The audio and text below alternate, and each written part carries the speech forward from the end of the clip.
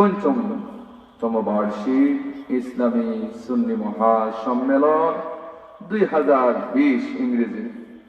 সম্মানিত মুআজ্জাজ সভাপতি মহোদয় জনাব মোহাম্মদ আব্দুল লতিফ তালুকদার সাহেব, জনাব মোহাম্মদ জালাল মিয়া তালুকদার সাহেব, দামাত বরকাতুহুম আলিয়া লিহায়াতি ওয়া বারাকাতুহু ওয়াজে পড়ুন আমিন।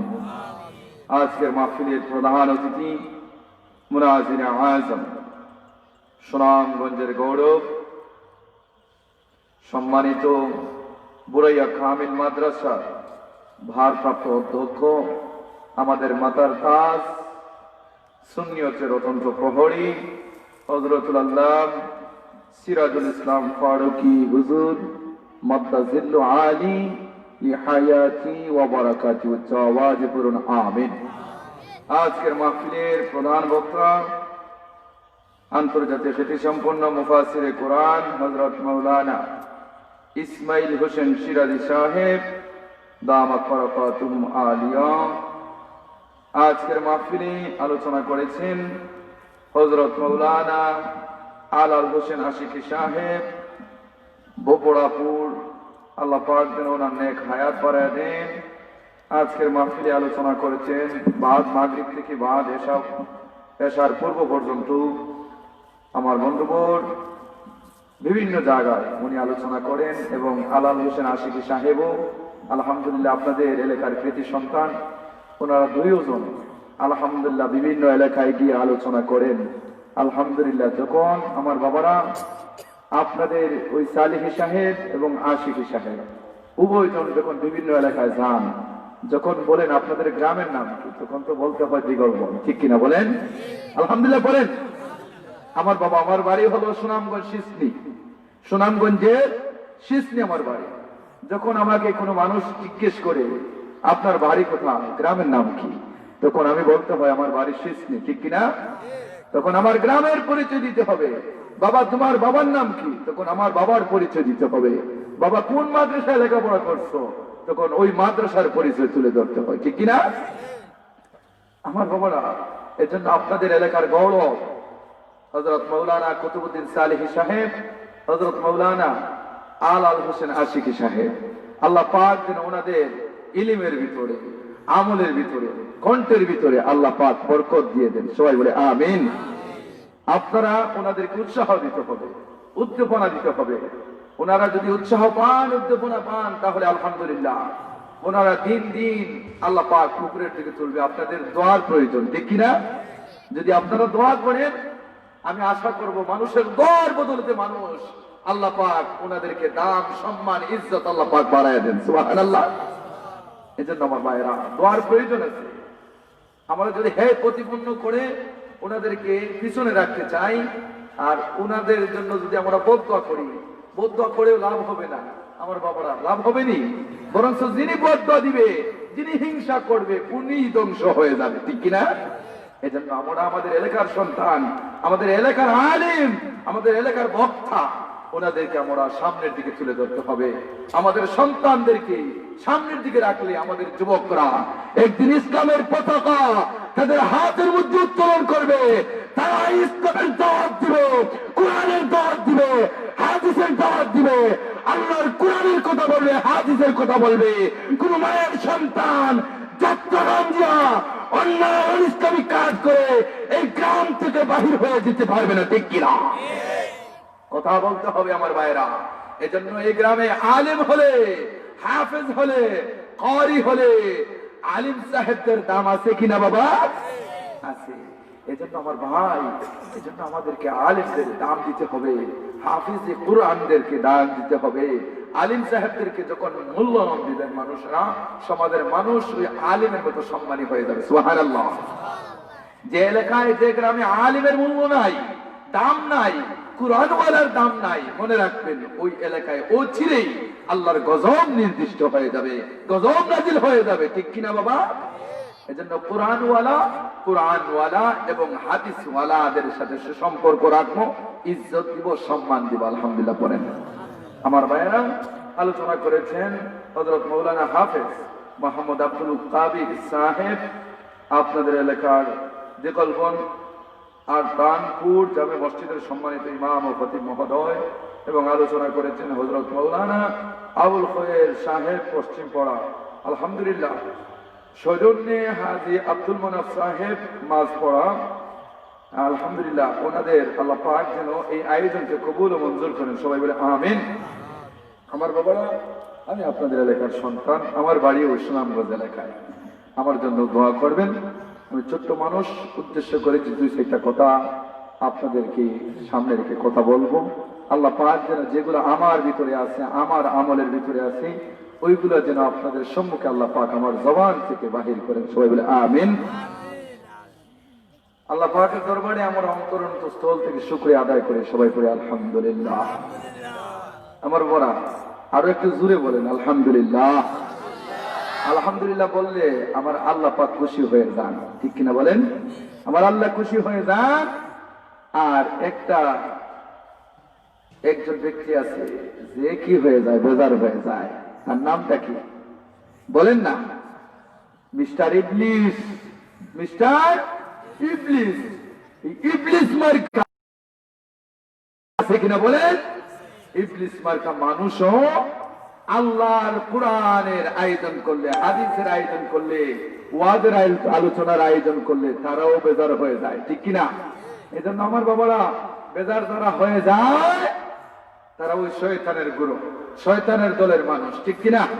এই জন্য আমরা যেখানে ওয়াজ মাহফিল হবে, কুরআনের আলোচনা, হাদিসের আলোচনা হবে, সেখানেই জান্নাতের বাগান হয়ে যায়। আলহামদুলিল্লাহ বলেন। সেখানে আমরা যাব, আমরা পারলে সহযোগিতা করব, পরামর্শ দিয়ে সেখানে বাধা দিব না।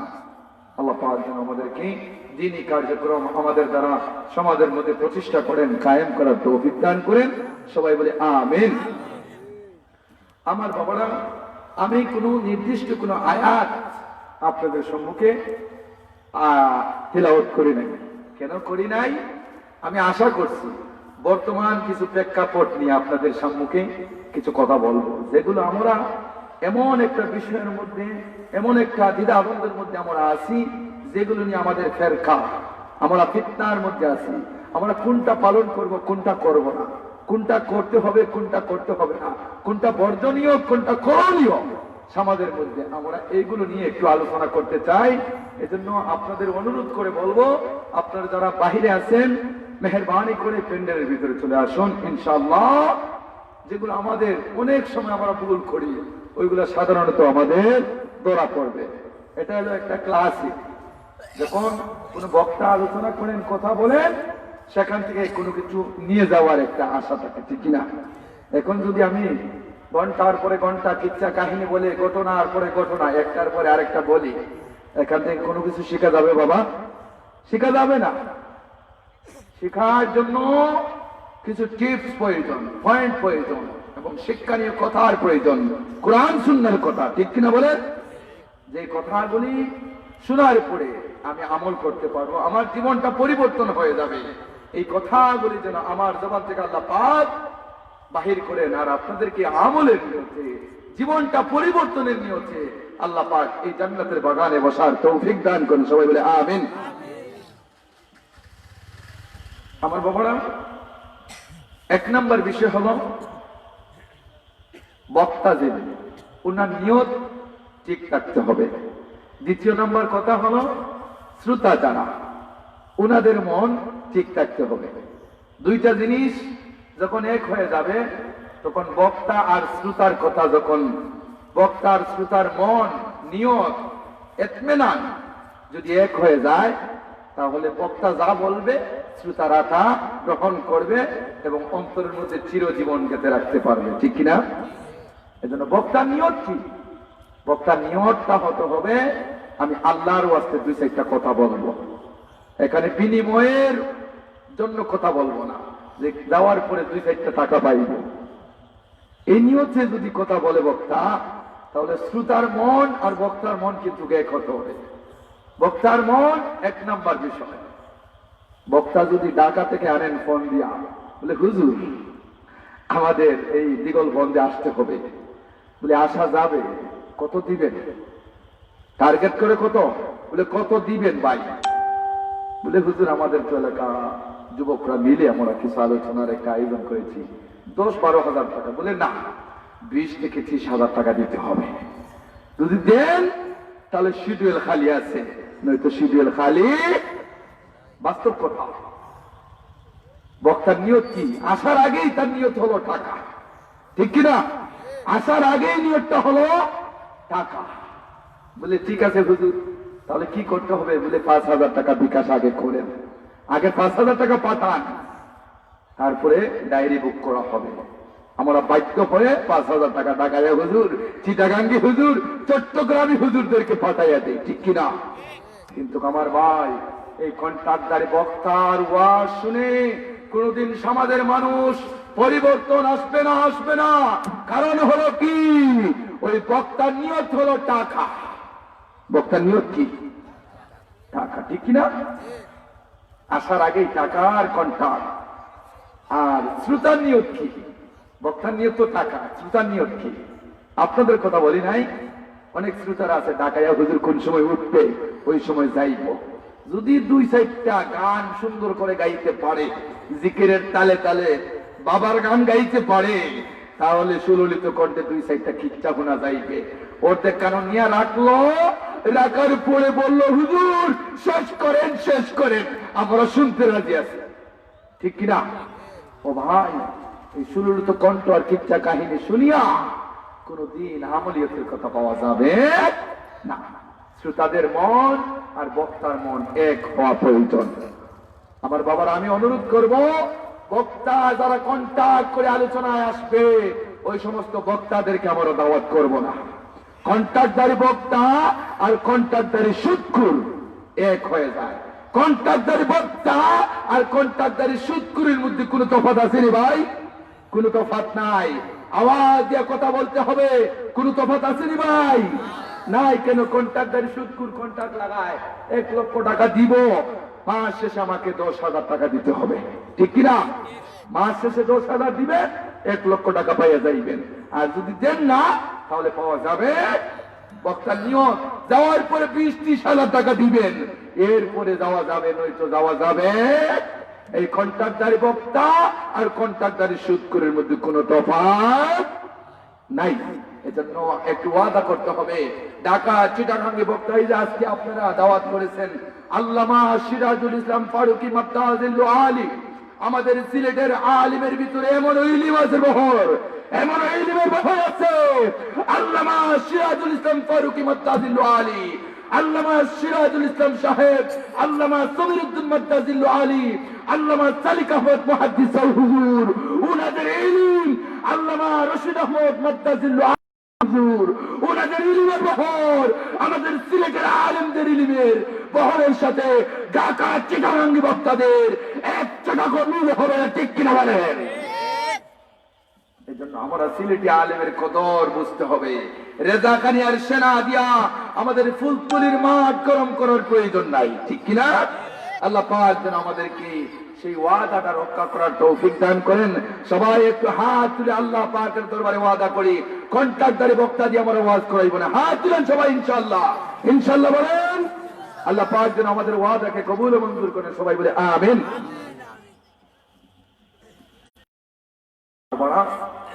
আপনাদের সম্মুখে আমি বলছিলাম আলোচনা করব বর্তমান বিষয়ের প্রেক্ষাপট নিয়ে। আল্লাহর নবী বলছেন তিনটা জিনিস যারা করবে, এই 3 জিনিস যারা করবে এই মানুষগুলা সমাজের মধ্যে দামি হয়ে যাবে। সুবহানাল্লাহ। কয়টা জিনিসের কথা নবীজি বলছেন? 3টা জিনিস। 1 নাম্বারটা হলো, আমার বাবারা লক্ষ্য করেন, 1 নাম্বার বিষয় হলো মানুষ যখন বাবাকে ছেলে সালাম দিবে, ছেলে বাবাকে সালাম দিবে, এবং উস্তাদ ছাত্রকে, ছাত্র উস্তাদকে, মা তার স্বামীকে, মা তার স্বামীকে, স্ত্রী তার স্বামীকে, ছেলে তার বাবাকে, ছোট্ট ভাই তার বড় ভাইকে, সমাজের মানুষ যখন একে অপরকে সালামের আদান প্রদান শুরু হয়ে যাবে, তখন সমাজের মানুষের মূল্য দাম আল্লাহ পাক বাড়াইয়া দিবেন। সুবহানাল্লাহ। 1 নম্বর বিষয় কি? যখন সালামের আদান প্রদান হবে, যখন আমার ভাইয়েরা সালামের আদান প্রদান শুরু হয়ে যাবে, খোদার কসম, আল্লাহর নবী বলেন যখন স্ত্রী তার স্বামীকে সালাম দিবে, স্বামী তার স্ত্রীকে সালাম দিবে, আল্লাহ পাক উভয়ের ভিতরে রহমত নাযিল করে দিবে। সুবহানাল্লাহ। সমাজের মানুষ ছোট্ট বড়কে সালাম দিবে, বড় ছোট্টকে সালাম করবে, ইমাম সাহেব মুসল্লিকে সালাম করবে, মুসল্লিরা ইমাম সাহেব হুজুরকে সালাম করবে, বড় ভাই ছোট্ট ভাইকে সালাম দিবে,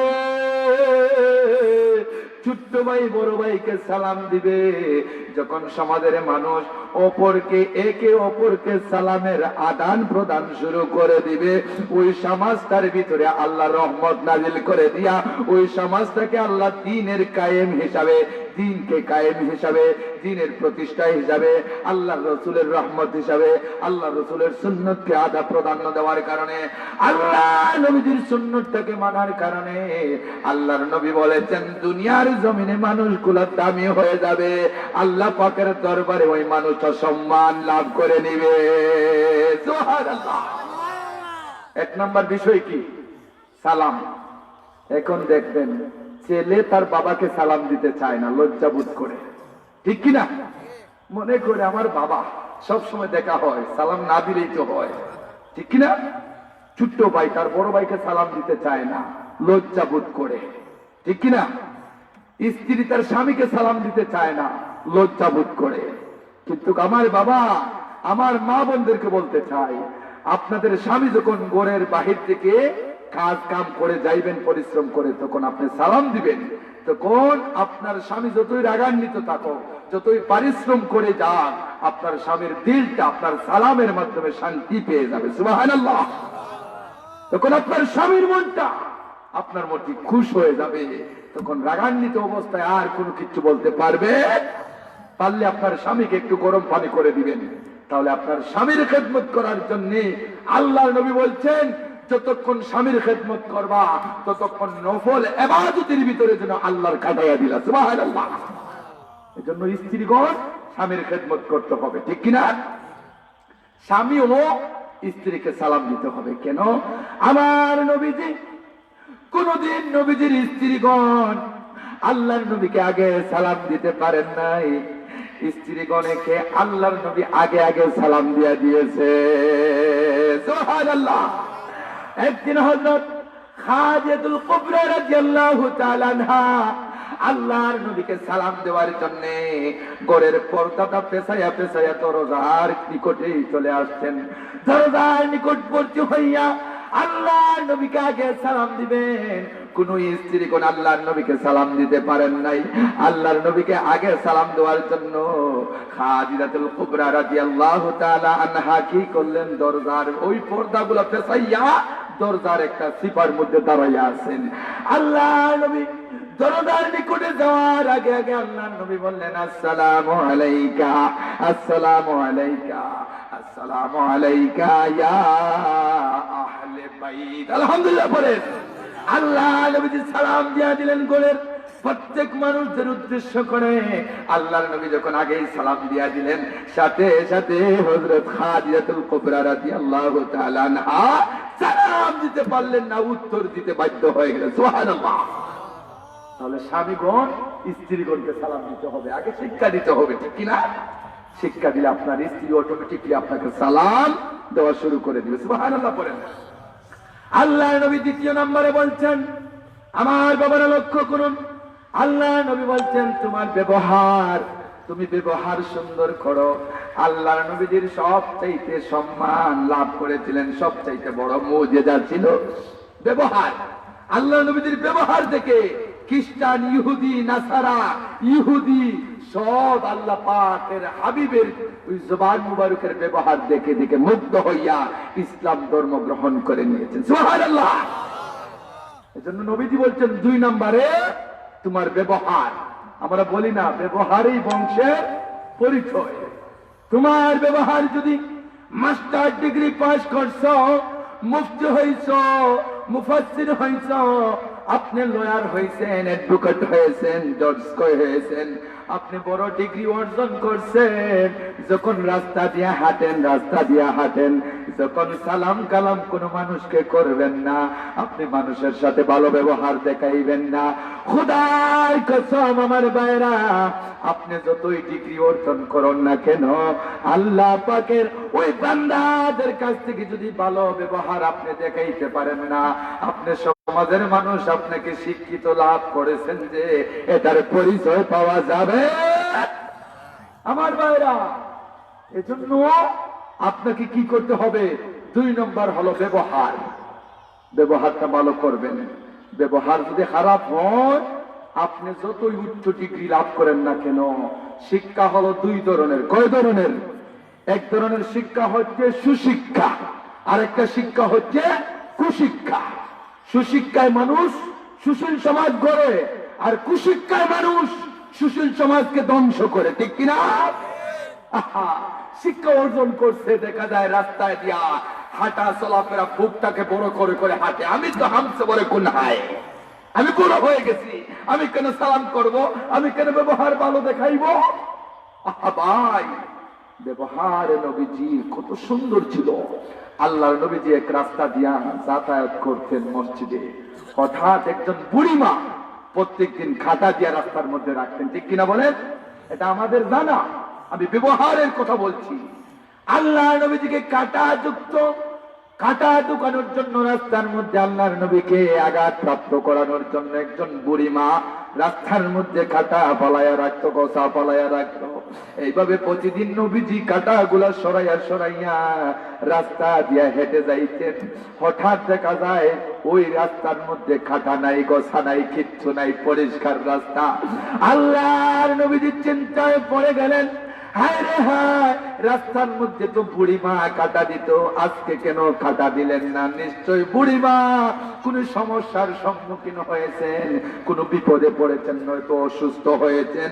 ওই বুড়িমাকে দেখার জন্য বুড়িমার বাড়িতে চলে গেছে। সুবহানাল্লাহ। বুড়িমার বাড়িতে চলে গেলেন, যাওয়ার পরে দেখা যায় ওই বৃদ্ধ মহিলা অসুস্থ হয়ে বেতের মধ্যে শুয়ে আছেন, উনাকে দেখার মতো কোনো লোক নাই। আল্লাহর নবীজি ওই বুড়ি মাকে খেদমত করার জন্য লেগে গেলেন। বুড়িমার মাথায় পানি দিলেন, বুড়িমার মাথার মধ্যে কাপড় ভিজায়া দিলেন। বুড়িমাকে কোনো কিছু খাওয়ার জন্য জিজ্ঞাসা করলেন। বুড়িমা জিজ্ঞাসা করেন, ও নবী, আপনাকে তো আমি প্রতিদিন রাস্তার মধ্যে গোসা পালাইয়া রাখতাম আপনাকে কষ্ট দেওয়ার জন্য, আজকে কেন গো নবী? আমি আপনার দুশমন, আপনি আপনার ক্ষতি করার জন্য প্রতিদিন রাস্তায় গোসা দিতাম, আপনি কেন আজকে আমাকে দেখার জন্য এসেছেন? আল্লাহর নবী বলেন, বুড়িমা গো, আমি তো রাহমাতুল লিল আলামিন, আমার নবী বললেন আমি তো দয়ার নবী, আমি তো করুণার নবী, আমাকে তো আল্লাহ পাক রহমত হিসাবে নাজিল করেছেন, আমাকে তো রহমত হিসাবে প্রেরণ করেছেন, আমাকে তো গজব হিসাবে নাজিল করেন নাই। বুড়িমা গো, আল্লাহ রাব্বুল আলামিন আমাকে শান্তিদাতা হিসাবে শান্তি সমাজের মধ্যে প্রতিষ্ঠা করার জন্য আল্লাহর নবী আমাকে আপনাদের নিকটে প্রেরণ করে দিয়েছে। সুবহানাল্লাহ। বুড়িমা বললেন, চোখের পানি ছেড়ে দিয়া বললেন, আমার খেদমতদার কেউ নাই, তুমি এত বড় মহান একজন ব্যক্তি, তোমার মতো ব্যক্তি, তোমার মতো নবী আমি দুনিয়ায় দ্বিতীয় আর কেউ দেখি। আল্লাহর নবীর ব্যবহার দেখে বুড়িমা বললেন, আমি আর দেরি করতে চাই না, আমাকে তাড়াতাড়ি করে কালিমার বাক্য পড়ায় আনো। সুবহানাল্লাহ পড়েন। দেখছেন আল্লাহর নবীর ব্যবহার দেখে ইহুদি মহিলা ইসলাম ধর্ম গ্রহণ করে নিয়েছেন। সুবহানাল্লাহ। দ্বিতীয় নম্বর আল্লাহর নবীজি দেখেন আমার বাবারা, আল্লাহর নবীজির গৃহের মধ্যে একজন ইহুদিকে জায়গা করে দিলেন আল্লাহর নবীজিকে। ও আমার বাবারা, আল্লাহর নবীর দুশমন ইহুদি ব্যক্তিকে জায়গা করে দিয়েছেন। দেখেন নবীজির ব্যবহার দেখে ইহুদি ব্যক্তি কিভাবে ইসলাম ধর্ম গ্রহণ করে নিয়েছে। সুবহানাল্লাহ। দ্বিতীয় নম্বর যে বলছেন আল্লাহর নবী ব্যবহার, সুন্দর ব্যবহার দেখাও, সমাজকে পরিবর্তন আনো, সমাজ সুশীল সমাজ গঠন করো, ইসলামিক আইন, ইসলামী শাসন, কোরআন সুন্নাহর আইন তুমি জারি করো তোমার সমাজের মধ্যে, তোমার ঘরের মধ্যে, তোমার গ্রামের মধ্যে, তোমার প্রতিবেশীর মধ্যে। আলহামদুলিল্লাহ বলেন। আমার বাবারা লক্ষ্য করুন কথাগুলা। আল্লাহ নবীজির ঘরের মধ্যে ইহুদি ব্যক্তিকে রাত্রের বেলায় জাগা করে দিচ্ছেন, বিছানা করে দিচ্ছেন। রাত্রের বেলায় ওই লোকটা, ইহুদি লোকটা বিছানা পায়খানা করিয়া, পেশাব করিয়া, বিছানা বড়াইয়া, গভীর রজনীতে নয়, সকাল হওয়ার আগে আগে ওই ইহুদি ব্যক্তিটা চলে গেছে। আল্লাহ নবীজি ফজরের নামাজ পড়ার পরে বৃদ্ধ ওই ইহুদির লোকটার ঘরের মধ্যে আসলেন। আসিয়া দেখেন বিছানাটা পায়খানায় বড়াইল, পেশাবে বড়াইল। ওই বৃদ্ধ লোকটা, ইহুদি লোকটা যখন বাইরে হয়ে চলে গেলেন, আল্লাহর নবীজি বিছানা গুলাকে টান দিয়া তুলিয়া পুকুরের মধ্যে নিয়ে গেলেন। পুকুরের মধ্যে দৌত করতেছেন নিজের হাত মুবারক দিয়া। সুবহানাল্লাহ। আল্লাহর নবীজি কি করতেছেন? পরিষ্কার করতেছেন। আমার বাবারা দেখেন, লক্ষ্য করেন, আল্লাহ নবীজি পরিষ্কার নিজের আত্মরক্ষার্থে একটা চাকু ছিল, ওই অস্ত্রটা নবীজির হুজরার মধ্যে ভুলে ফালাইয়া গিয়েছিল। অবশেষে ওই ব্যক্তিটা, ইহুদি ব্যক্তিটা রিটার্ন আসতেছে আল্লাহ নবীর দিকে। সুবহানাল্লাহ বলেন। ইহুদি ব্যক্তি এসে আল্লাহ নবীজি বিছানাটা দৌত করতেছেন, দেখতেছে। দেখিয়া আশ্চর্য হয়ে গেল, চোখের পানি ছেড়ে দিয়া বলে, আপনি কে গো? আপনি কে? আপনার পরিচয় কি? আমি একটু জানতে চাই। আল্লাহর নবী বলেন, ও ভাই ইহুদি, তুমি রাত্রের বেলায় বুঝি খুব কষ্ট পাইছো, খুব কষ্ট পাইছো। আমি রাত্রের বেলায় তোমার কোনো খোঁজ খবর নিতে পারি নাই। বাইরে তোমাকে বড় কষ্ট করতে হয়েছে রাত্রের বেলায়। আল্লাহ নবীজি বলেন, আয়া ও ইহুদি ব্যক্তি, তোমাকে বড় কষ্ট করতে হয়েছে রাত্রের বেলায়, আমি তোমার খোঁজ খবর নিতে পারি নাই। আল্লাহ নবীজির এই কথা শুনে ইহুদি ব্যক্তি বলল, ইয়া রাসূলুল্লাহ, আপনার মতো মহান ব্যক্তি আমি আর দুনিয়ার জমিনে দেখি নাই। সুবহানাল্লাহ পড়েন। আমি পেশাব পায়খানা করে বিছানাটা বহাইয়া গেলাম, আপনি ওই বিছানা তুলে নিজের হাত দিয়া দৌত করতেছেন। আল্লাহু আকবার। আমার বাইরে লক্ষ্য করুন কথাগুলা।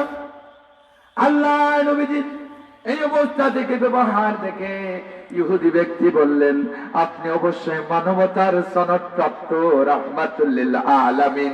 আপনার মতো দ্বিতীয় কোনো ব্যক্তি দেখি নাই, আপনি অবশ্যই মহাপুরুষ। আপনার মতো মহাপুরুষ আমি জগতে পাই নাই। ইয়া রাসূলুল্লাহ, নবী গো, আমি আর ইহুদি থাকতে চাই না, বিধর্ম থাকতে চাই না। আমি চাই আপনার দেওয়া ধর্ম, আপনার কালিমা পড়ে আমাকে ইসলামের পতাকার নিচে জায়গা কান করে দাও। সুবহানাল্লাহ।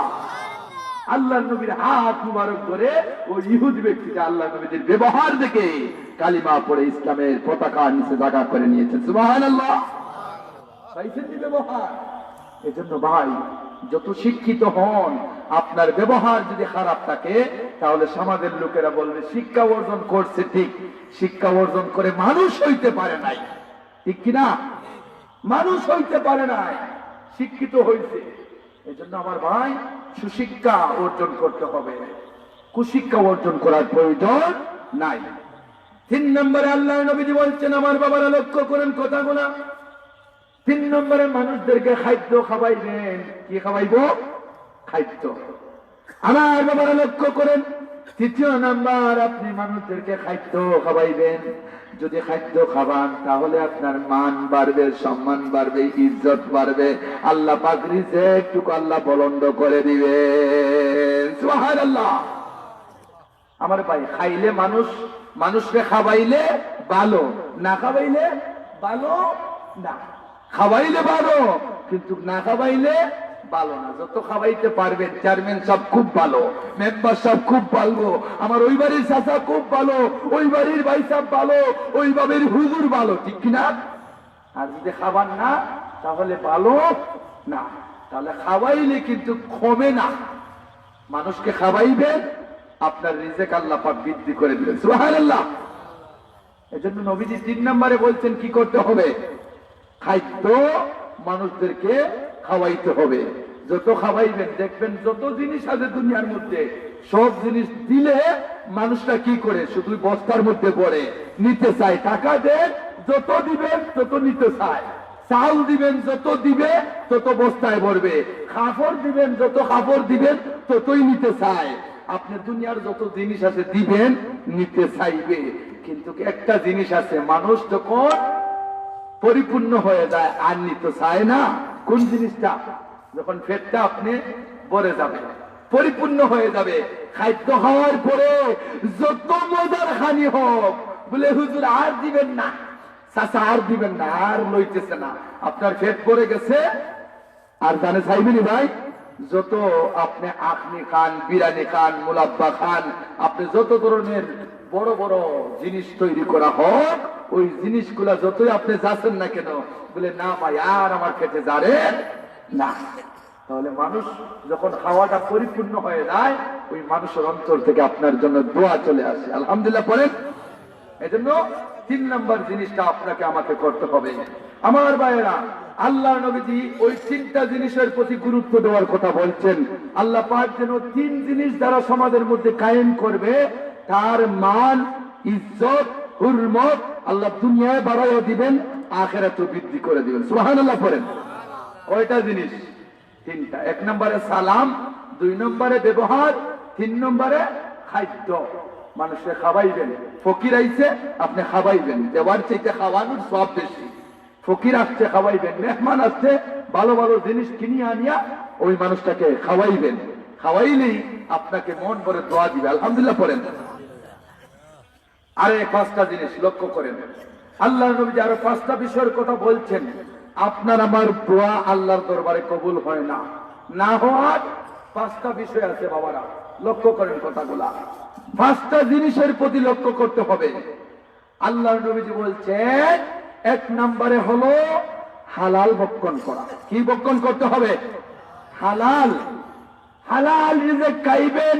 আপনার নামাজ, আপনার রোজা, আপনার হজ, আপনার যাকাত, আপনার ইবাদত, আপনার জিকির, আপনার ফিকির, আপনার দুরুদ, আপনার মিলাদ, আপনার কিয়াম, আপনার খিদমত, আপনার ওয়াজ, আপনার দ্বীনি কাজ, আপনার সব কিছু আল্লাহ পাক কবুল করে নিবে। সুবহানাল্লাহ।